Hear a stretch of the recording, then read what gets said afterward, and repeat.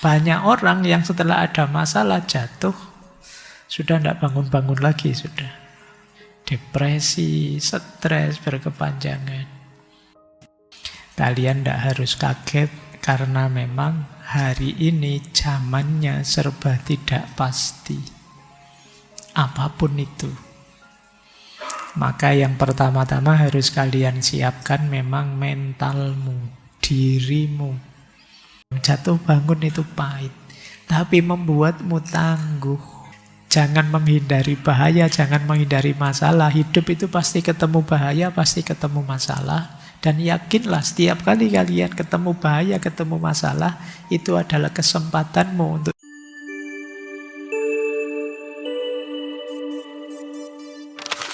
Assalamualaikum warahmatullahi wabarakatuh. Bismillah, mari kita lanjutkan lagi ya belajar kita. Jadi membangun resiliensi diri menghadapi ketidakpastian. Kalian tidak harus kaget karena memang hari ini zamannya serba tidak pasti. Apapun itu. Maka yang pertama-tama harus kalian siapkan memang mentalmu, dirimu. Daya resiliensimu. Daya resiliensi itu ketangguhan, ketabahanmu menghadapi situasi.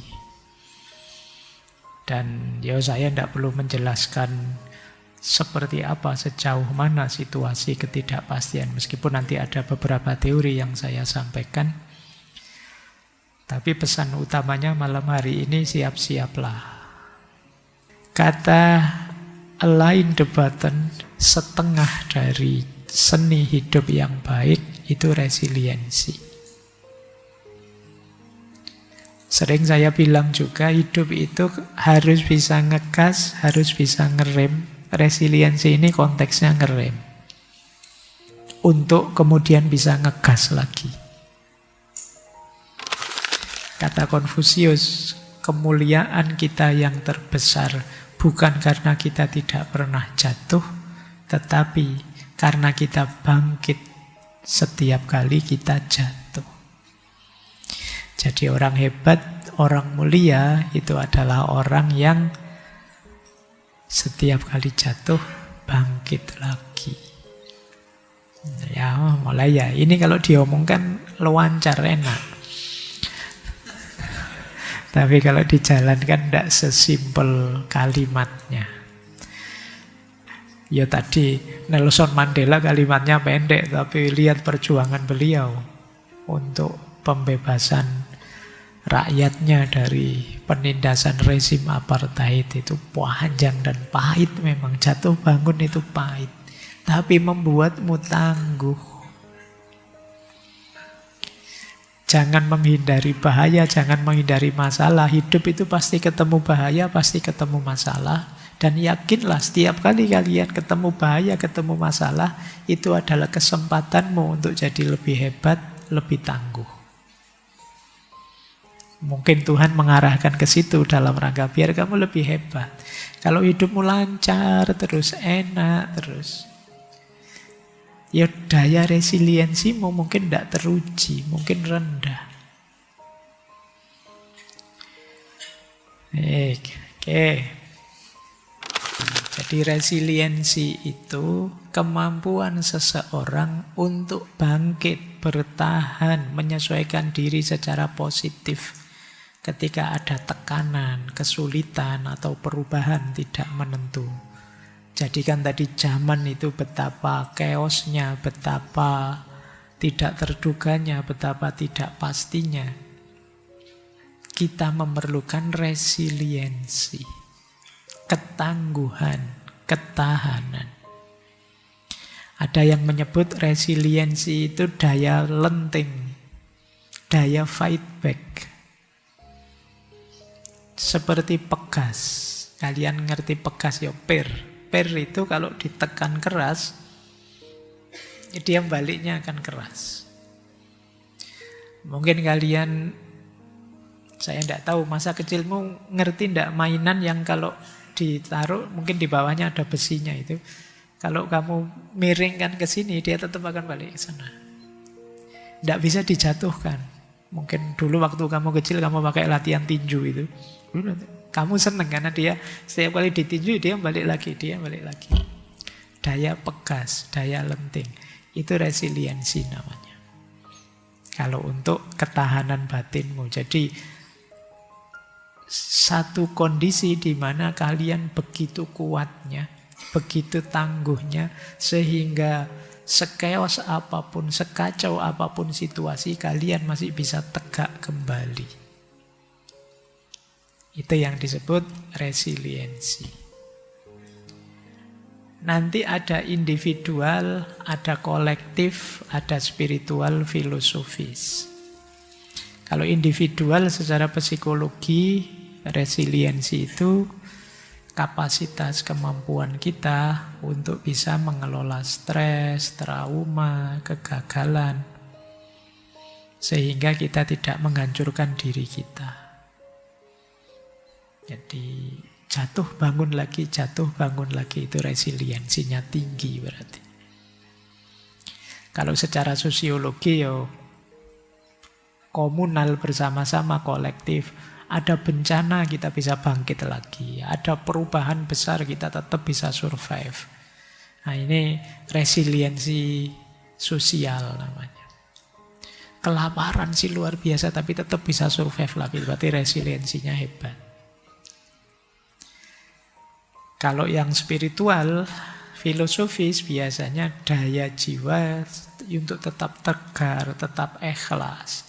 Sesulit apapun situasi hidup bisa menemukan makna di balik segala kepahitan hidup. Nah, ini spiritual namanya. Jadi resiliensi itu mungkin bisa kalian definisikan daya tahan diri, daya untuk bangkit, daya untuk melenting kembali menghadapi kesulitan-kesulitan hidup. Orang yang resiliensinya tinggi itu biasanya sulit ditaklukkan. Karena dia jatuh akan bangun lagi, jatuh akan bangun lagi. Generasi kalian, Gen Z, itu sering dituduh rapuh. Kalau ada masalah, dropnya cepat, stresnya cepat, depresinya cepat. Solusinya apa? Resiliensimu tingkatkan. Biar tidak gampang stres, biar tidak gampang drop. Mulai besok latihan latihan kuat. Nanti ada caranya. Nah, ini 3 bentuk resiliensi. Yang pertama recovery, yang kedua coping, yang ketiga transformation. Ini nanti tak jelasin satu-satu ya. Kalian mungkin lihat gambarnya paham yang dimaksud.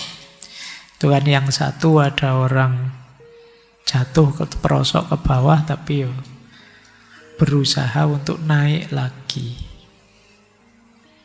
Yang kedua itu gambar bunga di tengah padang pasir, mungkin itu di tengah aspal keras, tapi dia tetap bisa tumbuh. Itu coping namanya. Yang ketiga, kupu-kupu. Dari berat dan pahitnya transformasi dia dari kepompong, pada akhirnya dia jadi kupu-kupu. Sekarang sesuaikan dengan narasi hidupmu masing-masing.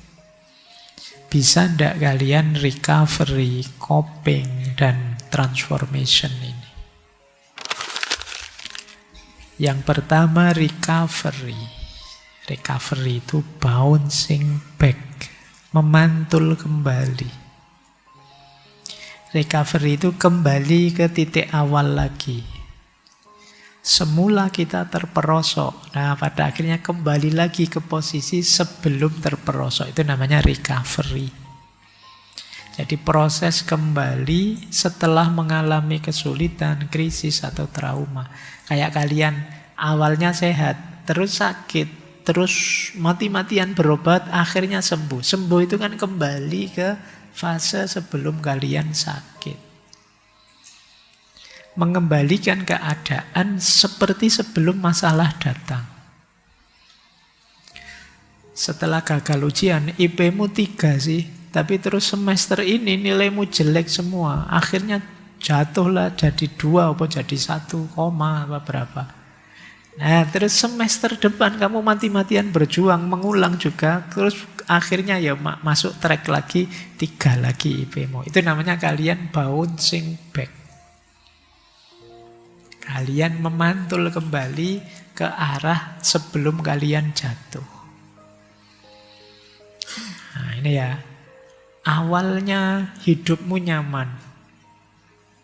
Terus punya pacar, jadi ruwet enggak karu-karuan. Terus putus, kamu depresi. Terus kamu berusaha bangkit lagi, kembali ke situasi awal seperti kamu belum punya pacar dulu, hidupmu nyaman lagi terus. Ini namanya bouncing back. Setelah ada masalah, kamu balik lagi. Banyak orang yang setelah ada masalah jatuh, sudah tidak bangun-bangun lagi, sudah. Depresi, stres berkepanjangan. Dia tidak mampu memantul kembali. Bayangkan ya nanti kalau kalian yang ada masalah, bayangkan dirimu sedang memantul. Atau bayangkan dirimu seperti gambar itu kalian sedang mendaki lubangmu untuk sampai ke kondisi awal lagi. Ini kalau disambungkan seperti tema Minggu Layu lah, bagaimana kita mereset hidup kita kembali. Ini yang disebut bouncing back. Yang kedua, coping. Coping ini bouncing with, memantul bersama. Kalau ini ada yang bilang lebih hebat daripada yang pertama.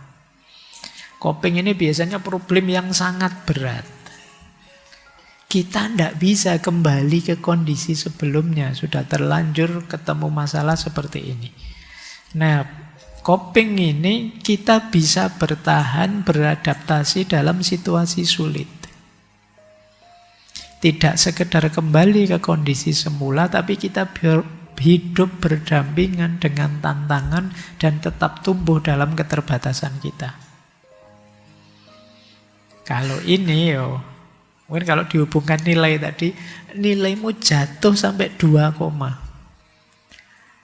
naik lagi tidak mungkin, sudah semester 14. Nah, kalian tidak mungkin bouncing back. Yang bisa kalian lakukan apa? Bouncing with.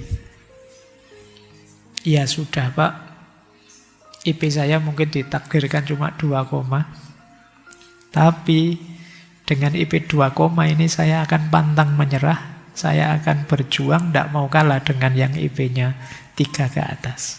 Nah, ini namanya bouncing with. Jadi, karena situasi pahitnya tidak bisa dihindari, mau tidak mau dihadapi, ya sudah, ayolah. Seperti ini saya juga siap kok. Nah, ini namanya bouncing with. Mungkin ada kalian yang sakit misalnya. Kan ada sakit tertentu yang tidak mungkin bisa 100% sembuh kalau kita tidak bisa mengontrol diri kita. Mungkin diabetes lah, mungkin darah tinggi atau apa. Nah, rumus resiliensinya coping ini. Baik, saya siap hidup bersama penyakit ini, mengontrol diri, latihan, memodifikasi hidup agar tetap nyaman meskipun punya penyakit ini. Ini namanya bouncing with. Mungkin kalian dulunya kaya, tiba-tiba miskin. Dan tidak mungkin kalian bisa balik segera ke kaya raya seperti dulu. Tapi bukan berarti kalian hidupmu gelap terus depresi. Tidak. Kalian masih bisa dengan rumus bouncing with ini. Ini kalau mungkin ada peribahasa itu di barat, istilahnya apa? Sleeping with the enemy. Tidur bareng musuh. Sebenarnya kalian tidak suka, tapi ya tidak apa-apa, mau gimana lagi.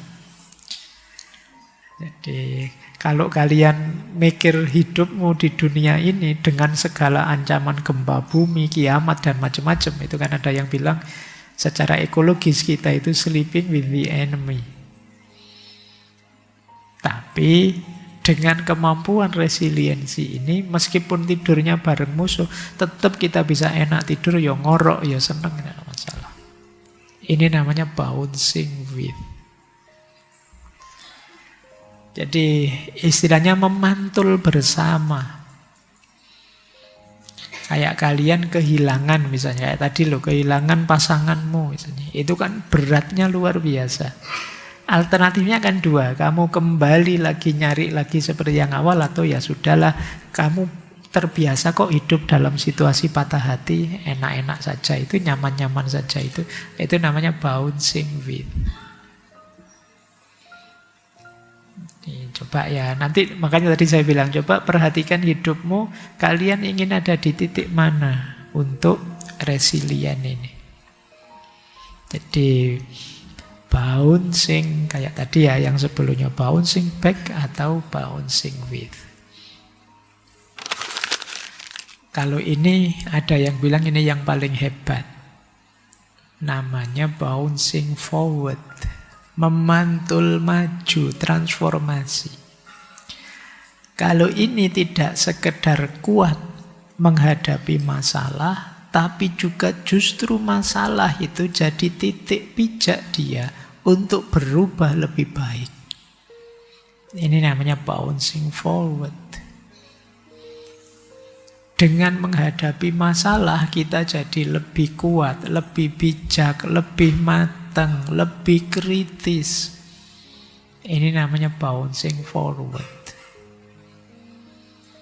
Setelah sadar kayak tadi, setelah sadar nilaimu jatuh, misalnya, dan tidak bisa diperbaiki, ya kalian bisa menerima. Tapi dengan pijakan itu, sekarang kamu mereformasi dirimu besar-besaran.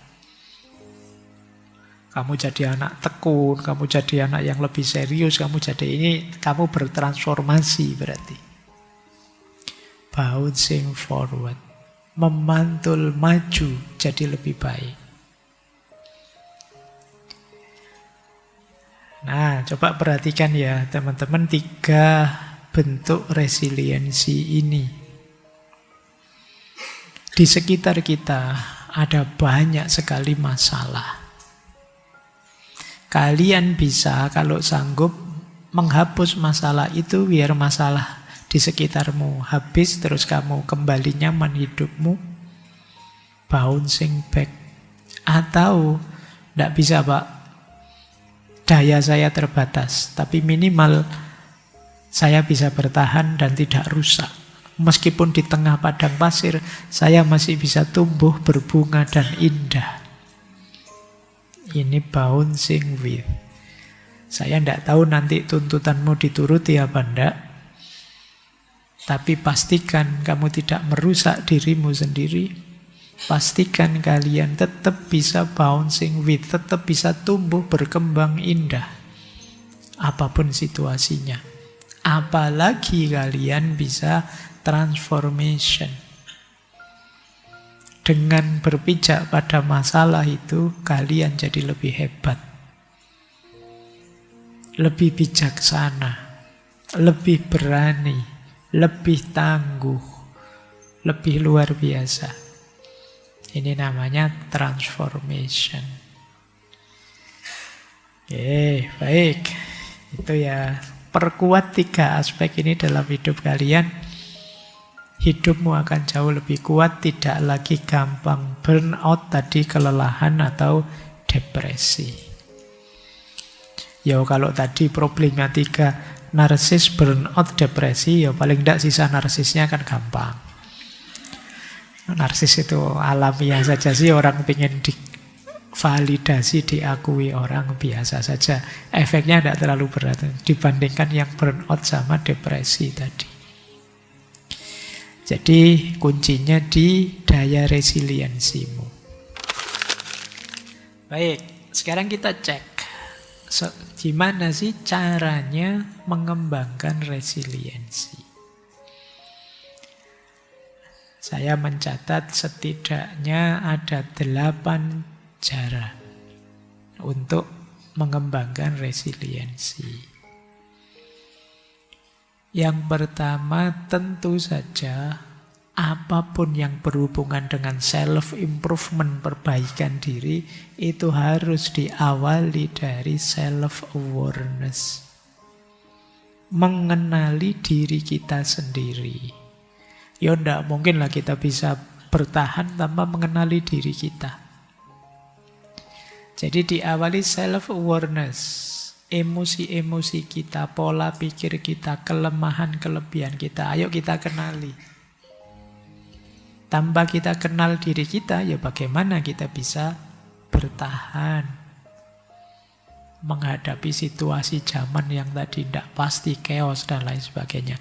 Jadi syarat pertama adalah membangun kesadaran diri, sadari. Saya tidak tahu dalam sehari-hari sejauh mana kalian hidup dengan sadar. Keputusan-keputusanmu hasil renungan yang matang, tidak sekedar ikut arus. Jadi sadari dirimu, sadari setiap keputusanmu. Dengan dasar mengenali emosi, pola berpikir, kelemahan dan kelebihanmu. Kalau sudah sadar, terus yang kedua mengelola pikiran. Ini uraian panjangnya boleh kembali ke sesi mindset dulu. Kita ada ngaji filsafat tema mindset. Misalnya gini, mengelola pikiran itu. Self-talk kita, mari ngambil self-talk yang positif, jangan yang negatif. Jadi self-talk positif itu apa? Pernyataan kita untuk diri kita sendiri. Aku sebenarnya bisa kok. Mungkin kemarin kurang tekun saja, besok aku akan lebih tekun. Ini lebih positif daripada kalian bilang, aku gagal, memang aku ini ndak cakep, aku ini ndak. Ini self-talk negatif. Bikin self-talk positif. Kalian nembak ditolak yo, biasa hidup itu ada diterima, ada ditolak. Sebenarnya dia tidak sadar saja sih nolak saya misalnya gitu. Dia tidak tahu istimewanya saya gitu. Istimewanya saya itu ditolak tapi tetap wah gitu. Kayak pokoknya kamu ngomong dengan dirimu yang positif saja. Seandainya ada kelemahan, bahasakan itu sebagai tantangan. Bukan kelemahan yang menjatuhkan kita. Terus reframe. Reframe itu ya kita ngasih frame baru. Kita berhadapan dengan masalah itu kita melihatnya bukan wah ini menjatuhkan, ini enggak. Kita membacanya ini peluang untuk saya tumbuh. Ini peluang untuk nambah pengalaman. Ini peluang untuk latihan berani. Ini peluang. Ini reframing namanya. Jadi ini berhubungan dengan mengelola pikiran. Kemudian latihan menerima hal-hal yang di luar kendali dan mengubah hal-hal yang bisa kita ubah. Ini sama ya, di Stoik juga ada banyak pandangan itu. Jadi ini kunci kedua. Pikiran kita nanti jadi sumbernya ketenangan hidup. Yang ketiga, ya kalau ini niscaya ya, kesehatan fisik. Ya tetap kalian harus sehat. Sejernih apapun pikiranmu, kalau tidak sehat, ya lemes. Tidak ada gunanya. Pikiranmu tinggi-tinggi kalau kamu sakit. Gaya hidupmu yang sehat. Kemudian kuatkan jaringan sosial. Nyari circle yang mendukung. Jangan circle yang toksik. Nanti mungkin minggu ketiga ya, bulan ini kita membahas support system. Antara lain jaringan sosial yang mendukung. Penting adanya teman, jangan gaya Kita itu tidak mungkin hidup sendirian tanpa bantuan orang lain. Akan selalu ada kepentinganmu dengan orang lain. Bahkan misalnya kajian kayak gini tuh, kamu Pak, saya datang sendirian kok Pak, duduk sendirian, tidak butuh anu lain. Bayangkan kalau lingkunganmu tidak support, misalnya beberapa ada yang seneng sandal-sandal yang bagus terus sandalmu hilang, itu kan tidak bisa, kamu tidak ada hubungan dengan yang akan selalu ada hubunganmu dengan orang lain. Seintrovert apapun dirimu, emangnya kamu tidak pakai baju? Bajumu itu apa ya? Kamu nanam kapas sendiri, kamu memintal sendiri, bikin kain sendiri kan? Ya tidak. Kemudian ngaji saat ini yo kamu butuh takmir yang nyiapin kopi, yang nyiapin tempat. Memang tidak bisa kita sendirian. Support system penting. Maka membangun resiliensi juga perlu jaringan sosial yang mendukung. Kemudian tentu saja spiritualitas bisa menguatkan resiliensi. Sabar, tawakal itu menguatkan sudah. Kemudian belajar dari kegagalan. Setiap kali gagal, coba kalian tanya, aku bisa belajar apa dari sini? Apa yang harus saya tingkatkan biar tidak gagal lagi? Jadi kamu malah upgrade setelah gagal. Setiap kali jatuh, jadi modalmu untuk lebih kuat, lebih kokoh. Membangun resiliensi juga, kalian harus berlatih untuk fleksibel dan adaptif. Zaman berubah-ubah, situasi naik turun di luar kontrolmu. Mungkin kamu tidak bisa mengubah situasi, tapi kalian bisa mengontrol, mengendalikan dirimu. Mungkin caramu beraktivitas, caramu bekerja, dan lain sebagainya sesuaikan dengan kondisi. Jadi orang yang fleksibel, tidak kaku. Nah, kalau kalian tidak kaku, itu lebih mudah menyikapi perubahan-perubahan situasi. Kemudian mendukung resiliensi juga adalah punyalah harapan tapi yang realistis. Ya, punyalah cita-cita tidak masalah, tapi juga yo jangan berlebihan. Jadi gantungkan cita-citamu setinggi mungkin. Gantungkan cita-citamu setinggi-tingginya, tapi yang mungkin. Yang tidak mungkin yo jangan ditarget. Kenapa? Sumbernya stresmu. Sumbernya depresimu. Mimpimu terlalu besar. Nah, ini menguatkan resiliensi. Pada akhirnya nanti saya pakai begini. Jadi itu indikator cara melatih resiliensi ya. Jadi resiliensi itu ada banyak dimensinya. Ada pikiran, emosional, sosial, spiritual, praktis, dan fisik. Yang pikiran itu berarti tadi ya, memahami, memberi makna, melihat dengan frame yang berbeda. Nah itu pikiran. Berarti kalian cara melatihnya melakukan reframing, latihan menulis jurnal, latihan menulis pelajaran dari setiap kesulitanmu. Itu melatih kemampuan resiliensi kognitifmu. Kemudian emosinya juga dilatih. Mengendalikan cemas, takut, marah, gimana caranya tenang. Misalnya, itu saya kasih contoh ya, caranya. Biasakan tidak terburu-buru.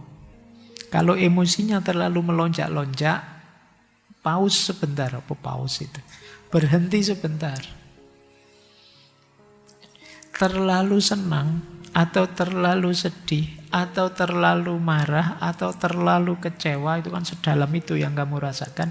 Coba jangan memutuskan apa-apa dulu, berhenti dulu sebentar. Kalau mengikuti hadis itu kan, kalau kamu marah sedang berdiri, duduklah. Sedang duduk, berbaringlah. Itu maksudnya berhenti dulu.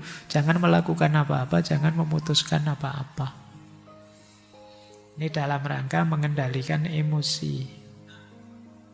Kemudian secara sosial, tadi ya nyari jaringan, nyari teman. Bangun relasi yang tulus, tidak sekedar formalitas.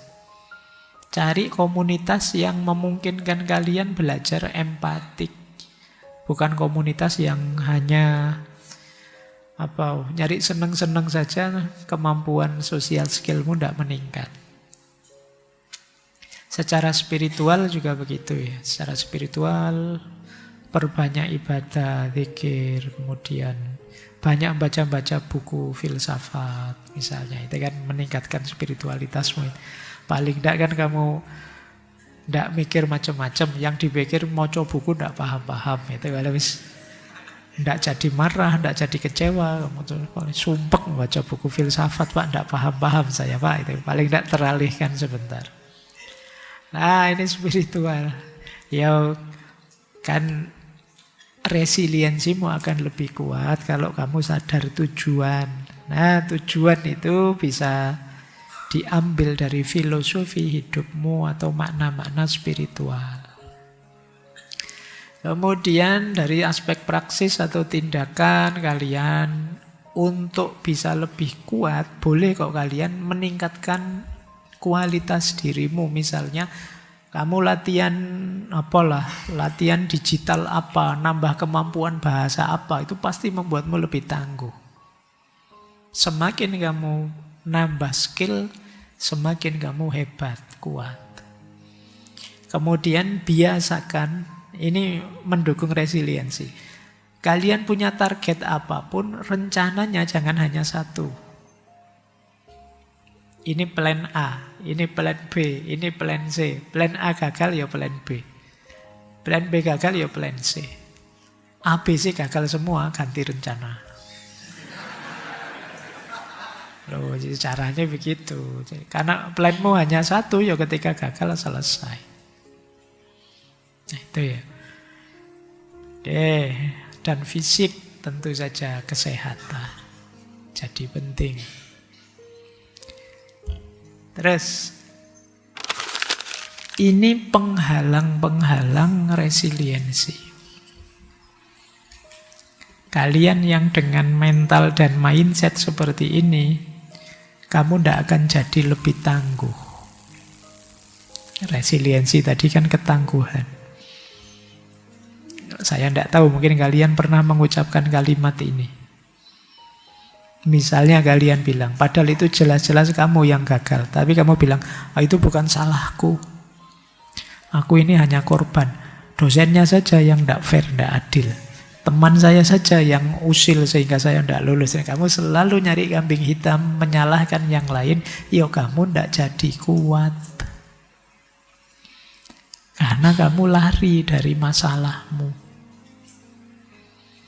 Jadi, ya kalau memang kalian yang variabel gagalnya, bilang iya, saya yang gagal.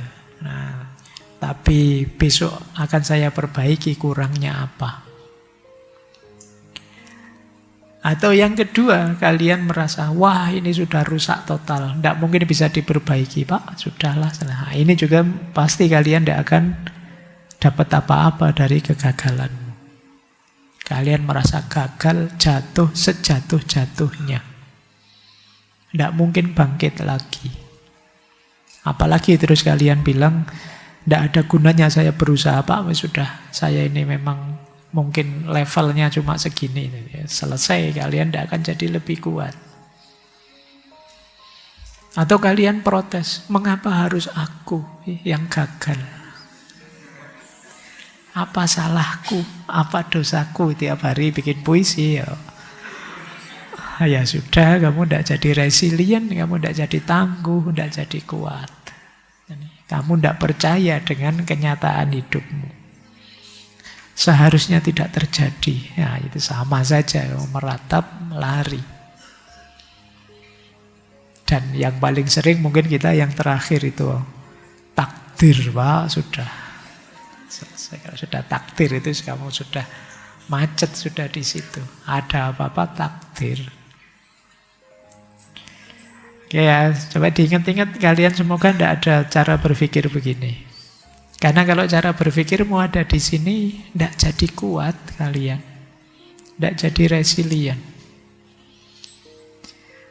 Intinya kalian lari dari masalahmu, tidak mengakui kegagalanmu. Ya sudah, pelajaran dari kegagalan tidak kalian dapat, padahal kenyataannya ya memang kamu gagal.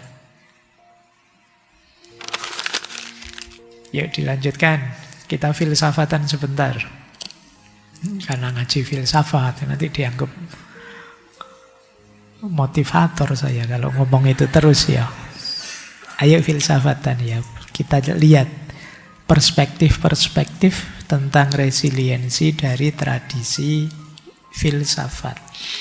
Saya perbanyak dari kelompok filosof eksistensial. Sebenarnya saya ingin masuk juga ke stoik dan lain sebagainya, tapi ya sudah terlalu sering kita bicara stoikisme. Nah, kita belajar ya dari para filosof eksistensialis. Yang pertama, Søren Kierkegaard. Dia bilang, hidup ini memang tentu saja diliputi kecemasan, angst, dan paradok. Berarti apa? Resilient itu kita tetap memilih hidup yang otentik meskipun cemas, meskipun paradok, meskipun tidak jelas. Itu kata Kierkegaard. Itu Viktor Frankl tentang resiliensi. Baik, itu gambarannya ya para filosof. Sekarang ke tasawuf. Kalau ini sih konsepnya kalian paham ya. Meningkatkan resiliensi khas tasawuf. Resiliensi itu berarti kondisi jiwamu yang pantang menyerah untuk berikhtiar, sabar, istiqomah mengikuti prosesnya, warok, mampu menahan diri, mengendalikan diri, qanaah, kalian siap menerima apapun pemberian Tuhan padamu. Jadi ketika jiwamu terbentuk dengan 4 karakter ini, bisa dipastikan daya resiliensimu tinggi. Kalian siap berikhtiar, sabar mengikuti proses jatuh bangunnya, senantiasa warok, mampu mengendalikan dirimu, mengendalikan batin pikiranmu. Ya kalau dalam konteks agama tidak sampai terjatuh pada hal-hal yang dilarang. Kemaksiatan, dosa kecil maupun dosa besar. Dan qanaah. Qanaah itu jiwamu yang ridho dengan apapun jatah pemberiannya Allah. Nah, kalau kondisinya sudah seperti ini, jalankan itu, fungsikan itu untuk melakukan 3 hal. Kalau dalam tasawuf ya. Yang pertama, kita fungsikan untuk tawajud. Yang kedua, untuk tajarrud. Dan yang ketiga, untuk tazkiyatun nafas. Tawajud itu menemukan yang maha wujud. Sampai pada yang maha wujud, sampai pada Allah. Jadi daya resiliensi kita itu adalah jembatan untuk kita lebih dekat dengan Allah. Itu tawajud. Jatuh bangun lagi. Motifnya apa? Biar lebih dekat dengan Allah. Ini dulu kita pernah belajar patah hati menurut sufisme itu bagaimana setiap kali luka itu hakikatnya Apa? Terbukanya diri terhadap cahayanya Allah. Kita itu lebih sering ingat Allah ketika jatuh dibandingkan ketika tegak. Diakui saja. Kalau pas ada masalah kan kamu terus tiba-tiba jadi orang soleh dadakan. Ada puasa Senin Kemis, sholat tahajud kan jadi begitu. Bayangkan kalau tidak ada masalah. Jadi kadang-kadang masalah itu mengantarkanmu pada Allah.